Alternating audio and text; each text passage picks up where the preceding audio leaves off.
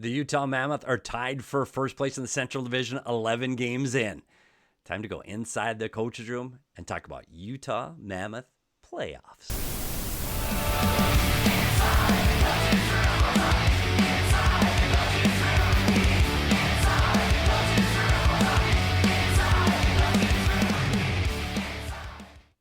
Welcome inside the coach's room. I'm Petey. This is the first podcast of the 25-26 season. So thanks for joining me today. Leave a like button as we get started. And inside the coach's room, we do a lot of film breakdowns, and we try to show you things behind the game that you don't normally see. And every once in a while, we sit down and do a podcast where we just sit and talk hockey. And today, we are going to talk about the Utah Mammoth. I used to work for the Arizona Coyotes for over 20 years, so I'm very familiar with these players, coaches, this team, this franchise as they moved from Arizona off to Utah. And I'll say this, I'll start off the top to the Arizona fans that have heard from me before. I know this is hard. This is exactly what you were expecting. This team making it through the rebuild in Arizona, some really tough lean years, and now in Utah, they're north of the top of the standings right now in the Central Division. And this is all the expectations that you had as an Arizona Coyote fan, as you saw the draft picks like Keller and Cooley and Gunther, and you saw them grow up, and you thought this is what was going to happen. Well, it's happening. And I'll say this too. Can you imagine right now, if this team stayed in Arizona, they'd be still playing at Mullet because there would be no new building yet. And I'm sorry, that's why the team had to move. You can't have playoffs in the Mullet. And right now, this team is on the precipice of making the playoffs for the first time in a long time. So congratulations to Utah. We're going to get into some of the nitty-gritty on the Utah Hockey Club, now the Mammoth. But to the Arizona fans, make sure you catch up on some of these players. They were your players for a very long time, and they're having really good seasons. So I wanted to get that out of the way. I'm not forgetting the Arizona fans, but this is about Utah. This is about the Utah Mammoth and how well they are playing to start this season. And if you look at the standings right now, on Halloween, and we're going to talk a lot about this Halloween date and how important this Halloween date is. The Utah Mammoth are tied for first in the Central Division. Yep, they're tied with the Winnipeg Jets and the Colorado Avalanche, and they're 2 points ahead of the Dallas Stars. Absolutely close. This is a very tight Central Division, but for the Utah Mammoth to be included in that group after playing 7 games on the road, that's more road games than all of those other teams. Jets have played 4, Colorado has played 6, and Dallas has played 5. So Utah has played the most road games of any of those teams, and they still find themselves tied in the standings. But more importantly, check out their home record at Delta Center. They're 4-0. Undefeated at Delta Center, and I tell you what, maybe Tusky's the difference. I don't know. I've seen it on other shows, and they've talked about Tusky, the mascot, and he's undefeated. And well, he did get his first couple of losses, but he hasn't lost at home. Tusky's undefeated at home. This team is good at home. And you talked about Utah and New Jersey right now are the only 2 teams left in the National Hockey League that are undefeated at home. 2 teams, one in the East, one in the West. And when Utah moved from Arizona to the Delta Center, they struggled at home for a while. And really it makes sense because they're playing road games. You look at, they're not familiar with the locker room setup. They're not familiar with the city. They don't know their way around. Delta didn't feel like home to start the year. Now, this is a team that finished the season incredibly strong last season, and it's carried over into this year. And now with the upgrades to the Delta Center, and they've got their new practice rink, and they started to solidify this lineup, this team is starting to find their magic at home. And if you can win games like they're doing at home and just take care of a few games on the road, you become a playoff team. And really, that's what kept them out of the playoffs a season ago, was their inability to get those wins on home ice. But it goes beyond that home ice. It goes into the statistics. You look at a team last year, for the entire year, they finished 21st in the league in goals for per game at 2.93. 21st in the league in goal scoring. Well, right now, through 11 games, they're 8th, 3.64. That's almost a full goal more per game. That's a lot over time. This team is scoring. They're finding their offense. And that was a problem that has cursed this team for the last several years, their ability to score goals. And not just score goals, but score goals at the right times and win those close games. So their ability right now to create and generate this offense is a big part of the reason why this team is where they are. And you go, look at their goals against. Last year they were 17th. They had a 3.01 for the entire season. Now they're 9th in the league with a 2.73. And I know that doesn't seem significant, but it's a quarter of a goal per game, and that is significant. And that is one of the big reasons this team is doing so well in the standings. And I'll be honest, when I started to look at their defense for this team and I started to think how this team is made up, you had to start to think that this team's getting old. And they're starting to look older on the blue line. I know there's some young talent, but they have some older guys playing regular spots on the lineup, especially with Sean Durzi out of the lineup. And that hurt them last year because they really lacked that offense. But you look at players like Nate Schmidt, Ian Cole, Olli Mata, they were older. And with older goes slower. And with slower goes more goals against. But that's not happening. This team is defending better. Dmitry Simashev has brought a different speed and pace to this defense. Sergachev is starting off where he left off last season. And so this defense is, even though you may say they're older, it's actually just more experienced. And what does that do? When you have a more experienced defense, you make fewer mistakes on the back end. And that's what has allowed them to not only get their goals against down, but their shots against right now is 4th in the league. They've given the 4th fewest shots per game in the league. 4th fewest. Last year they were 13th, but it's about middle of the pack. Fewer shots means fewer goals. It's just they're defending better around the blue paint in front of Amelka, who has started off strong as well. He's incredible at home, and he's been great this season. So keep an eye on Veggie. We'll talk more about Veggie as this season progresses.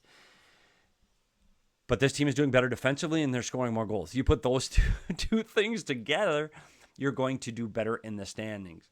Now, I did want to talk about their schedule, because when you look in the schedule of this team, man, it's tough.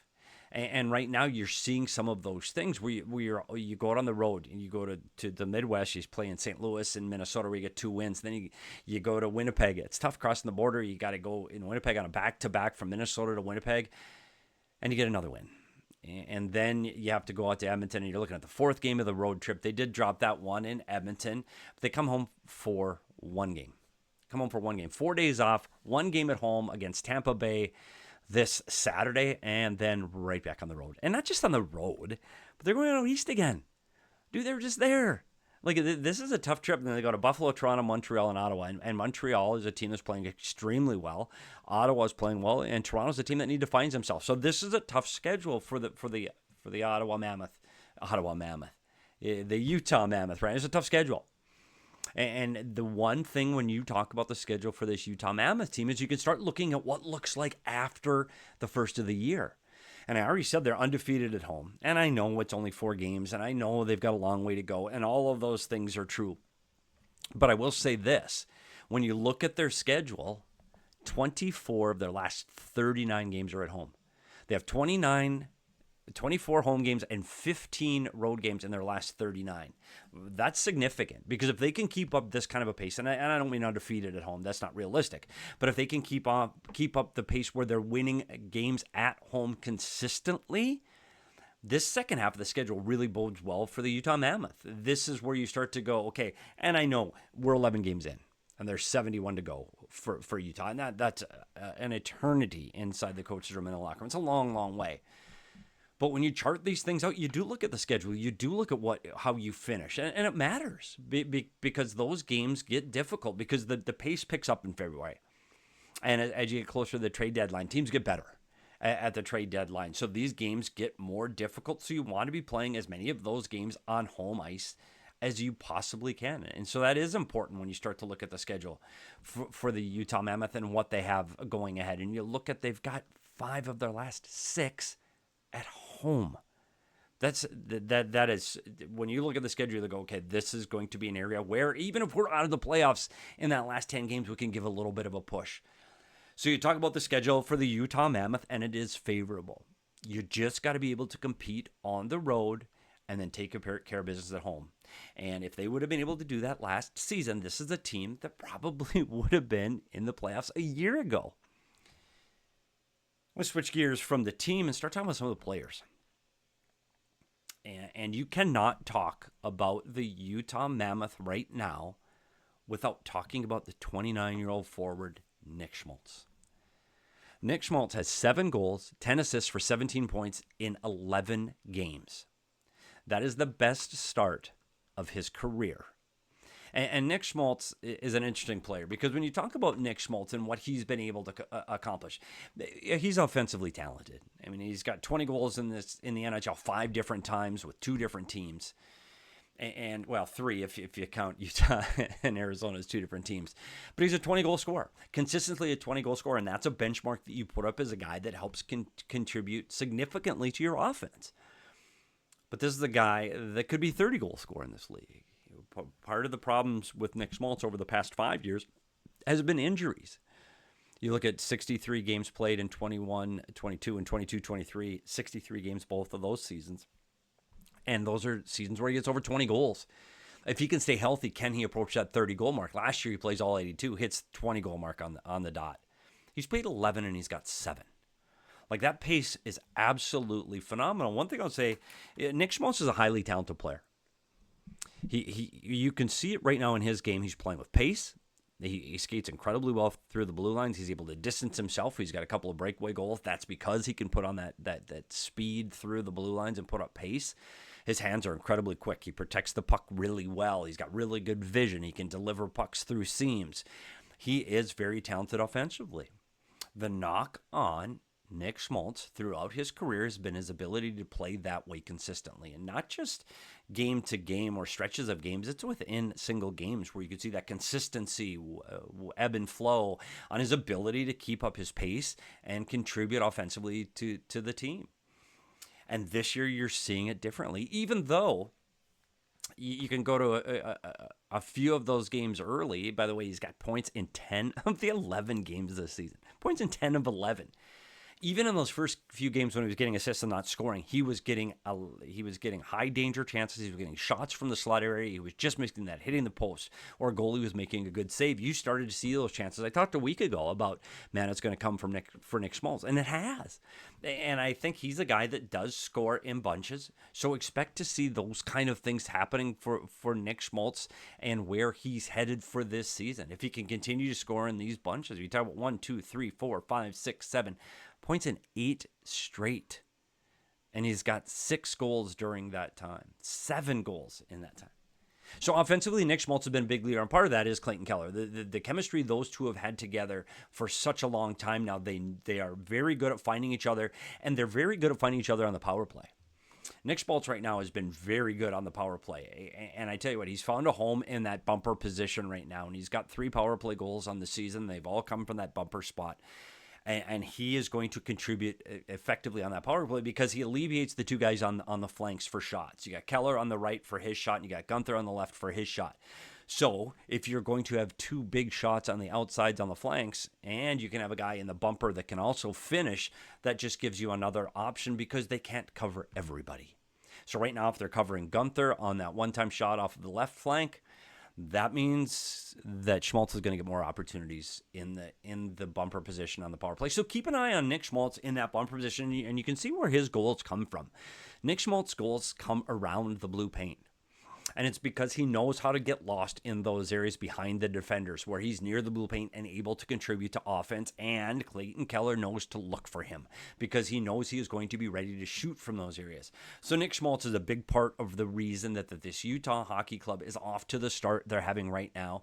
And can he continue that? Because the big news for Nick Schmaltz is he's a UFA at the end of the season. He's making $5.85 right now, $5.85 million right now, and you've seen the salaries going up. You saw what Kaprizov is making from the wing in Minnesota. He's making $17 million, and right now, Nick Schmaltz is 3rd in points in the National Hockey League, tied with Nathan MacKinnon. So where is that number going to fall? And more importantly, is he going to sign with Utah? This is a contract that over the last few years, he was not the highest player in terms of salary cap, but he was the highest paid player in terms of actual dollars going out. His salary increased. It was back end loaded so that you saw his salary increase by actual dollar amount going out later in these years. So you're talking about over $8 million that he made over the last few years. And so does Utah, and can Utah afford to bring Nick Schmaltz back. It's something that's going to have to keep an eye on as the season progresses. Where does Nick Schmaltz finish in the plans for the Utah Mammoth going forward? You've seen they've signed other players recently to extensions. They've got their core locked up for several years to come. Do they view Nick Schmaltz as one of those players that's important to the future of this team? And I don't know if we would be talking as much about Nick Schmaltz staying in Utah if he wasn't having the season he is having. And I do think it's important to put up the numbers he's putting up now if he wants to remain in Utah. Because I think that this was one of the positions they were looking at. Maybe they could move by. But there's another piece to that, and that's his relationship with Clayton Keller. Clayton Keller likes to play with Schmaltz. They produce numbers offensively playing together. This is a partnership on and off the ice. And I do think that contributes to the ability of the Utah Mammoth to keep Nick Schmaltz as part of their team. I do think it's important, that relationship with Clayton Keller. And you have to keep your best players happy. It's just the reality of this game. So as this progresses, as the season continues, look for his numbers to see if that forces the hand of Bill Armstrong and the Utah Mammoth, and they can find a way to get a deal done for the future. If not, he's got a 10-team no trade list, and he's a guy that you could move at the trade deadline. If he puts up these numbers, you can. And that's a contract that's very doable now, especially on the last year of a contract. If he's putting up those kind of numbers, it's something to keep a look on. Where the Utah Mammoth continue to be in the standings. If they're close, they got to keep them, because you need that kind of a player that can contribute on the power play 5-on-5 and makes your best players better. He's a guy you need to have in your lineup. If this is a team that starts to falter after the first of the year and you start to see him slide in the standings and his numbers are up, look for him to be a guy that's going to be very attractive in the trade market come the trade deadline. But one player that will not be attractive at the trade deadline is Logan Cooley. The 21-year-old just signs an 8-year, $80 million contract, becomes a UFA in 2034. He's also got points in 4 straight. He's got goals in 3 of 4, and in those 4 games, he's got 6 goals. He's tied for second on this team, in this league with goals right now. The puck's going in. The puck's going in for Logan Cooley. He's a 2-time 20-goal scorer in this league. And you are seeing what is happening in the National Hockey League as contracts continue to rise. And when you talk about Logan Cooley, 12 points in 11 games, he's an unbelievably talented player. He's 21 years old, and what he does, he plays, again, we talk about pace and the ability to play with speed and pace. He's a guy that also plays with a little bit of a chip on his shoulder. He's a guy that does have a little grit, and I know he doesn't, I'm not talking about size fighting and big giant hits, that kind of grit, but he's got that little grit where he's got that little extra gear where it can be difficult to play against, and he can be a guy that's got a little bit of jam to his game, and I think that's what separates him, especially at his skill and size, that he's got that little extra gear where he can grind you a little bit, and he can really be bothersome on the ice. You look at the long-term plan for this team, and Logan Cooley signing this deal is a huge step in that plan. Logan Cooley, along with Dylan Guenther, as a tandem on this line, I know Peterka's on that line too, this young line is a threat to score every time they touch the ice. He is that talented offensively. So to get him locked up at 21 for this long a period of time, Bill Armstrong has done an outstanding job at putting this and piecing this team together. And you talk about what has happened up front and how long these guys are actually signed for. It's impressive. And you talk about the construction of this team and the way this team is built. Well, you've got Cooley at $10 million a UFA in 34. Dylan Guenther, over 7, he's a UFA in 2033. Peterka, 7-7, 2030. Jack McBain, another important piece, middle of your lineup guy, can play with a little bit of grit, play a little bit tougher, gets to the net, can provide secondary offense. Jack McBain, 4.25, 2030. Clayton Keller, 7.15, he's UFA in 2028. Nick Schmaltz, he's up right now. Sergachev, UFA, 2031.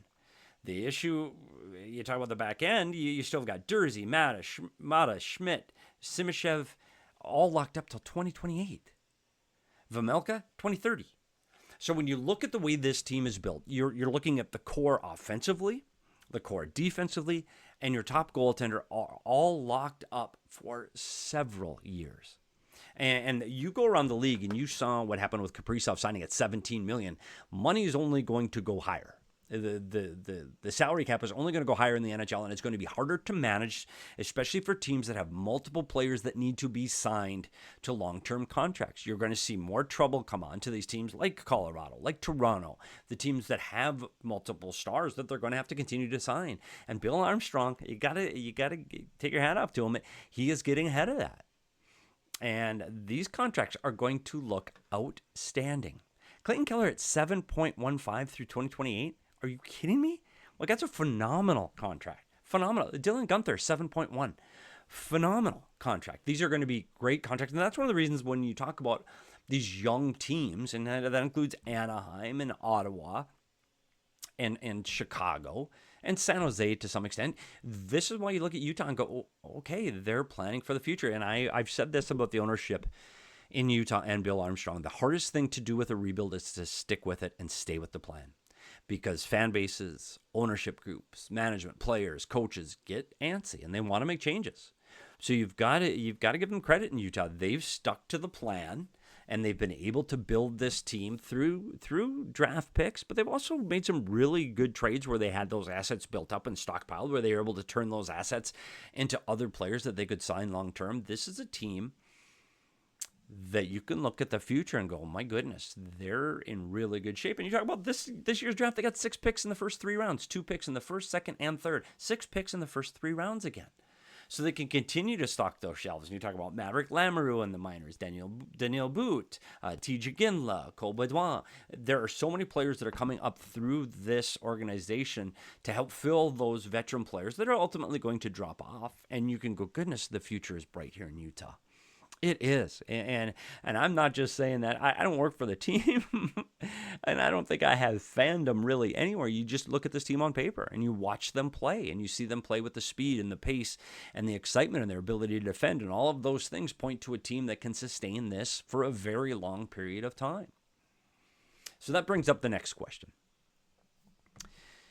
I know it's Halloween, but we are going to talk about playoffs. I know. We're going to talk about playoffs at Halloween because there was a very interesting statistic in the Central Division specifically. Since 1999, that's as far as back as I could go. Like if I had a big research team, we could go farther. But since 1999, only one team that was in first place in the Central Division on Halloween missed the playoffs. Only one team since 1999 leading the Central Division missed the playoffs, and that was in 2017-18. The St. Louis Blues were in first place after a 10-1 start in their first 13 games, and they faltered as the season went on, and they fell short of the playoffs by 1 point. So since 1999, one team leading the Central has missed the playoffs, and as I've already said, you can see who is in first place in the Central on Halloween. There are 3 teams: Winnipeg, Utah, and Colorado. So you take that history into account, and the Utah Mammoth have a very good chance of making the playoffs. And you go to last year's October 31st, only 5 of those teams made the playoffs. And only one team out of the top 6, Vancouver, is the only team that missed it that was out of the top 6. So you look at the top 6 teams, 5 of the top 6 teams at Halloween made the playoffs. And you look at the 2 wildcard teams at that time were Utah and Calgary, and they just slipped out. Edmonton, Colorado, St. Louis were all out of the playoffs, and they made it in. But you got to keep in mind, at Halloween, they were only 1 point out. And then Vancouver, Utah, and Calgary all fell out by the finals. But they were all teams that were tight. So of the teams that finished top 3 in their division, only one of those teams missed the playoffs. And again, Utah is one of those teams. As you look at the standings from this season, that means Utah, Winnipeg, Colorado. What does that mean for teams like Seattle? Seattle's in the top 6 right now. Unfortunately, this is an incredibly tight race, so there are a lot of teams close. But is Seattle there? keep an eye on Seattle. I think their shooting percentage, and I think their start, I'm not convinced that Seattle can maintain that throughout the season. And there are teams that are outside of the playoffs, and Minnesota's one of them. Can Anaheim come up? Chicago's sniffing around it. Nashville's played better. There are a lot of teams that are within striking distance. Edmonton struggled to get the start of the season, and right now they find themselves in a wild card position. Dallas, another team that is playing better of late, that is in the other wild card spot, that you think those two teams are both continue to play better and get into the playoffs. So playoffs, are they possible for Utah? Well, the answer is yes. And I'm going to throw a stat out. And this was hard. We talked about how last year Utah finished the season so strong. And you got to keep in mind the first half of the season, they were without Jersey and Marino for most of the entire first half of the season. As they came on, they defended better. They won more hockey games, and this team was better. So over the last 15 years, the average number of points to get into the playoffs is 95. 95 points to get into the playoffs. That's the average. I took the average. So we can't argue this is the average. East and West to get into the playoffs, you need 95 points. Currently, the Utah Mammoth have 16 points. They need 79 points to get in. 79 points over the last 71 games. Okay? So if you go to what last year's schedule, and last year, there's a team that had more games on the road over that second half. In that 71 games, the final 71 games a year ago, they got 77 points with a tougher road schedule, and undoubtedly a team that wasn't scoring as many goals or defending as well as they did right now. So what does that mean? Can this team be 2 points better over a 71 game stretch than they were last year to make that 77 point mark? Yeah. Yes, they can get 79 points in the last 71 games. To give you an idea of what that means, get out your pens and pencils, Utah Mammoth fans. Here's what the Utah Mammoth need to do over the last 71 games. They need to go 35, 27, and 9. 35, 27, and 9. 8 games over 500 gives them 79 points, will put them at 95, which is the average to make the playoffs. 35, 27, and 9 gives them 79 points. So can this team be 8 games over 500? Well, yeah, because they were 8 games over 500 a year ago. 6 games. See, here's my math. I need somebody to help me with the math. There's 6 games over last year. Can they pick up 2 points? Yes. They're scoring more. You've got Cooley at a hotter pace. Schmaltz is at a hotter pace. Keller is going to score goals and get points because he just does. Can they continue to defend this well? Can Vejmelka get rest? Because he's the guy that played in the top 10 most starts of any goalie in the season last year. Can he maintain his health and stay in the net and between the pipes for this team over the long haul? Can all of those things go well? If they can, this team can make up those 2 points over the last 71 games and make the playoffs for the first time in their second year in Utah. Now, I've been the guy that has said they're not going to make the playoffs. I said it a week ago, they're not going to make the playoffs. I said this is not a playoff team quite yet.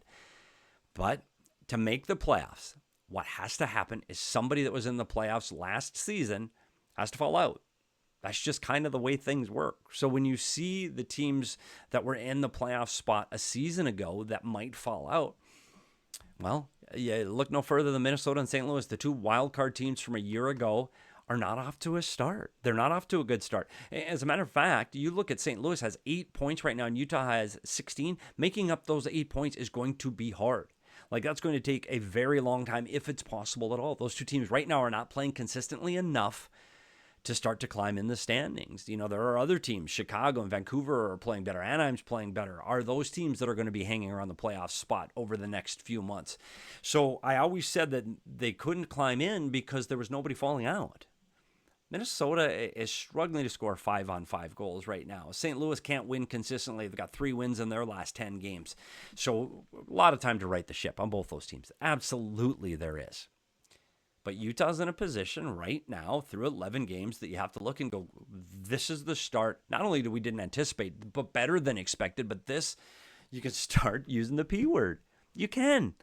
And I know it's American Thanksgiving, but that's not that far away. Because once the trick-or-treating and all the Halloween decorations come down, then it's time to start thinking about Thanksgiving. And American Thanksgiving is the cutoff. We will be back here before American Thanksgiving to talk about the playoffs and if the Utah Mammoth can continue on their current pace. Well, as they get ready, they got Tampa Bay, we said on Saturday, and Sunday, and then they're headed off. Okay, pause. This is what happens when I don't have a producer. Sean DePaz, Leah Merrill at PHNX used to keep me on task. It is on Saturday. They play Tampa Bay on Saturday. They fly Sunday, and they play Buffalo on Monday, Toronto on Tuesday. So they play those two teams back-to-back. Then they got a couple days off in Montreal before playing Montreal and Ottawa on a back-to-back. They have two sets of back-to-backs on this trip. So keep your eye on how they can perform on the road during this time. I think it's going to be an important test for this team. Does Vitek Vanacek get a couple of more starts? I would anticipate he does. That he gets a couple of starts on this road trip, and he's had a 9.13 save percentage and a 2.0 goals against average. So he's been very good in his 3 starts. He's 2-1 as well. But he's going to need to get in the nets a couple times over this next stretch. So keep an eye on how they do over this next road trip before all these home games start to stack up for the Utah Mammoth. Well, make sure you like this video on Inside the Coach's Room YouTube channel. We're still trying to do it. When I say we, I me. They're trying to do this all by myself and trying to get people to find this. So on their algorithm, make sure you leave it a like. And more importantly, subscribe to Inside the Coach's Room. Check out the content there. There's a lot of video breakdowns that help you to understand the game better. I do goal breakdowns. I do player breakdowns. I do team breakdowns. It just helps seeing things that you can't see when the game is happening in real time because it's just too darn fast. I was a video coach in the National Hockey League for almost 25 years. I had 23 years behind in the coach's room with the Arizona Coyotes, and I've watched a ton of game film, and that's what I do best on Inside the Coach's Room. So make sure you subscribe to Inside the Coach's Room so you don't miss any of that content that comes out. It's been fun checking out the Utah Mammoth and how they are doing so far in the standings. They're an exciting team. So if you haven't seen them play, tune in and watch this Utah Mammoth. Check out Logan Cooley, see if he's for real, see if Nick Schmaltz can continue this streak. It's a fun team. And more importantly, subscribe to Inside the Coach's Room. Thanks for joining me today on the very first podcast of the 25-26 season. I'm Petey, and we'll see you at the rink.